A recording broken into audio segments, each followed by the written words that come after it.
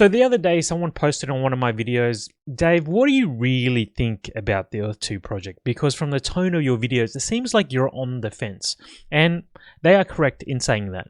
Whilst I want Earth 2 to be successful, whilst I want a great return on my investment, I am also realistic about the prospect of Earth 2 as a metaverse platform, as a project that is currently undergoing its journey to be what they claim, the metaverse platform that will dominate all metaverse platforms. So with that said, I wanted to take a look at the top 5 metaverse platforms that are currently out there, which would potentially be in competition with Earth 2. Now, I've used Google Gemini, which is the AI chatbot of Google. So it'll give me a fairly accurate aggregate of what's available out there at the moment. With that said, let's dive in. So as you can see here, I've asked Gemini what are the top 5 gaming metaverse platforms, and the first one is Sandbox. Okay, so number 1 coming out straight from the gates is Sandbox. Number 2 is Axi Infinity. I don't believe that to be a metaverse so much, but it's on there. The third is Decentraland. The fourth is Somnium Space, which I've never heard of, and we're going to do a bit of a dive in that. And then we have Roblox, which is also very interesting because I do feel like it is a metaverse platform, although it's geared towards smaller children. But what Roblox is worth as a company is in the billions, and it's pretty crazy. So the Sandbox company was founded in May 2011, so definitely way before Earth 2.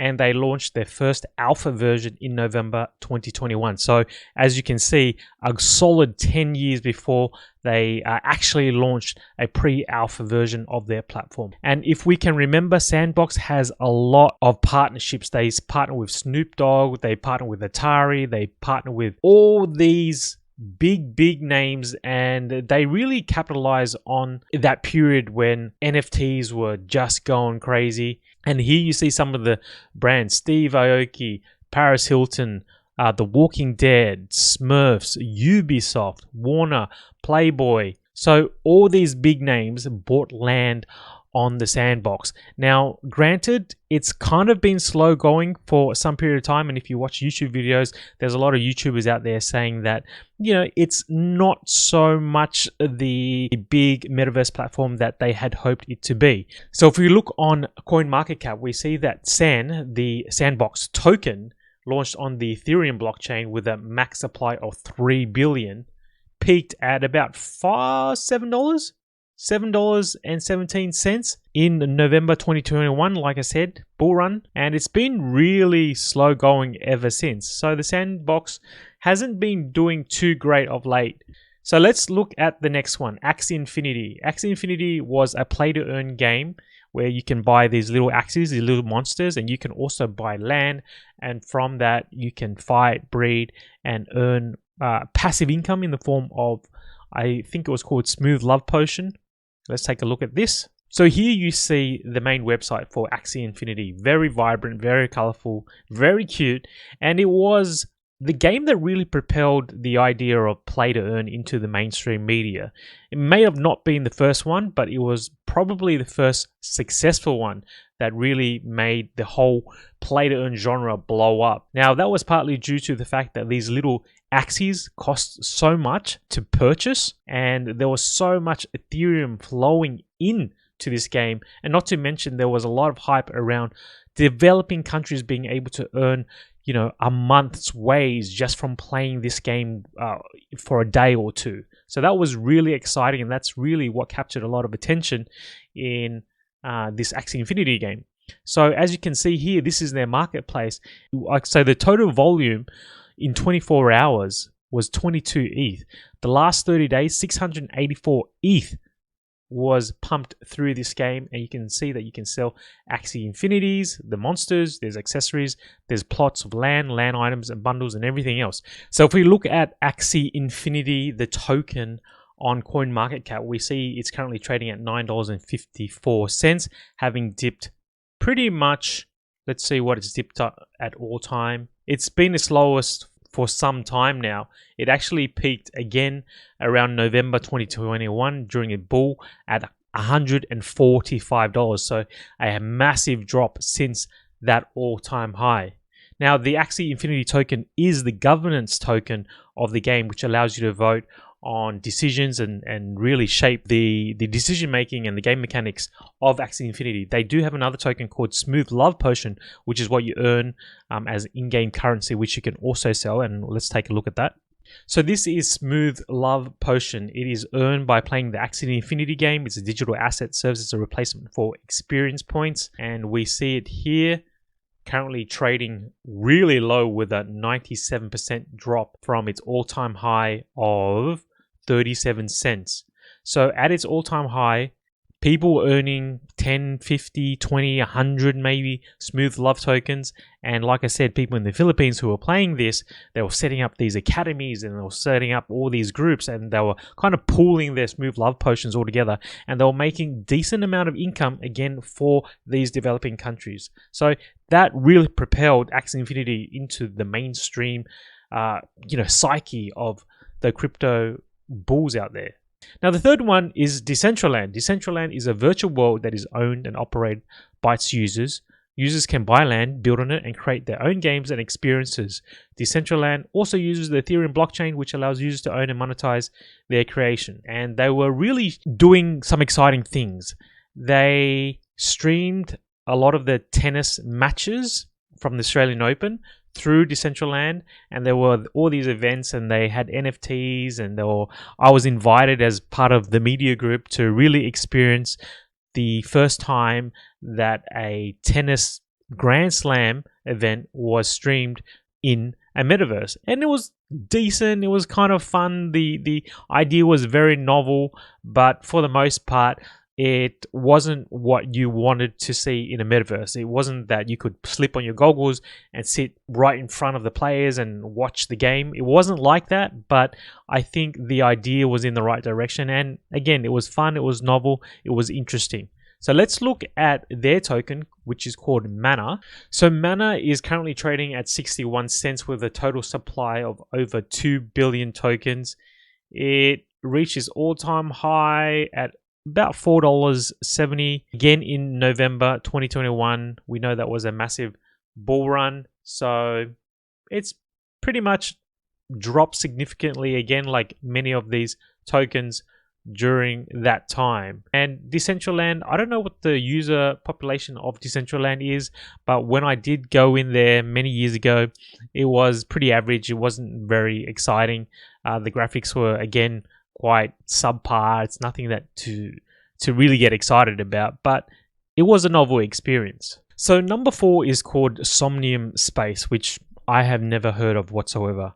And I did some research. I wanted to look around. I wanted to poke around. And Somnium Space is kind of this VR platform. They're selling these VR goggles, which allows you to then go into their Metaverse platform.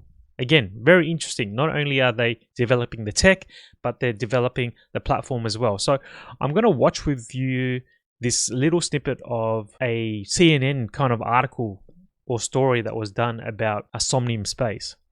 Sensory experience by using electromuscle stimulation. The makers behind this device have partnered with Somnium Space, an immersive world that can be accessed by both computer and virtual reality. So this was this is a year ago, so 2023, they launched this. The first person to greet me here is Artur Sitchov. He founded the platform in 2017. So Artur, are you wearing a haptic suit like me right now? I am. I'm wearing the Tesla. So it says a Tesla suit, but she did mention that this is not to do with Elon Musk. Like, it's not that company, it's not Tesla, it's just called a Tesla suit. Tesla suit. How different is the experience? Tesla suit, I can feel the environment. So if it starts raining or snowing, or I'm flying, or I'm teleporting, or someone shoots at me or touches me, that's what that I'll feel it for real. In addition to haptic compatibility, Artur says Somnium's unique because users have the freedom to develop their own worlds, ultimately creating an infinite landscape. So their tag or their selling point, similar to many other metaverses, is in Somnium Space you can buy land. Let me just click over that a little bit for you to see if I do have it up. This is the Somnium Space world. I haven't done enough research, but I guess you can buy these plot of lands here and purchase these parcels, what they call parcels, and you can build games or whatever. So this is an extra large parcel of land here, and it's costing 15 ether. I don't know how they value it, but they do. This is 23 ether. I imagine these grey ones are currently available for sale.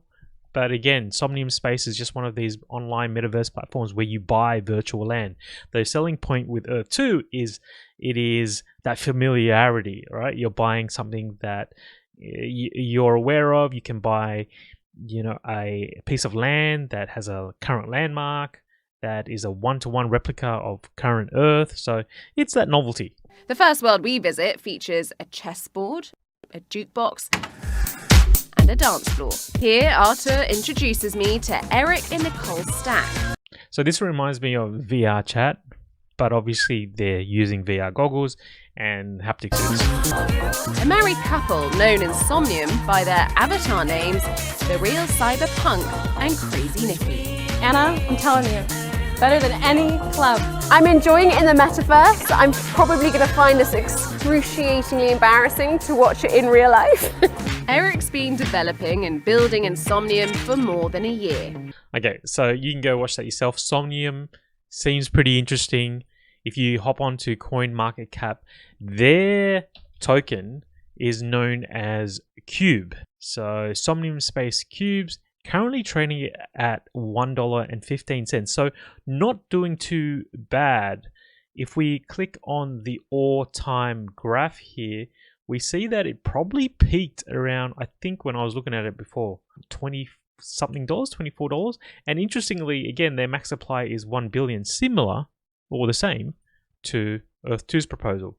Now, like I said, it peaked at about $24.92. Again, back in the bull run, November 2021, and it's really had a massive slide since then. So it seems like, guys, everything has a real big splash as soon as it comes out, real big hype around it during launch, goes off like crazy, peaks during the bull cycle, and then it teeters out.